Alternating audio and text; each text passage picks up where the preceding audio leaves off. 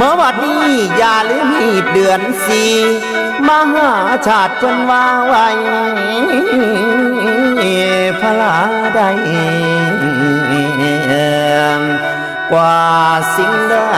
ล้วนในโอ้ยนอนไว้ลันนา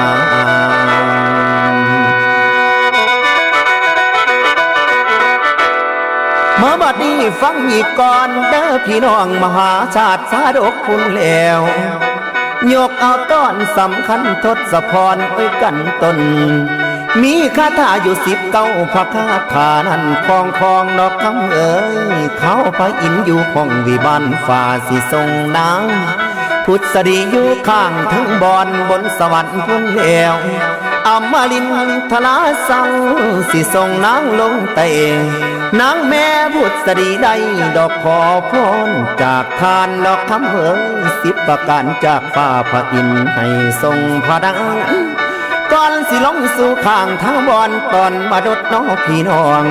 พุทธดีขอพรน้อ10ประการแก้ว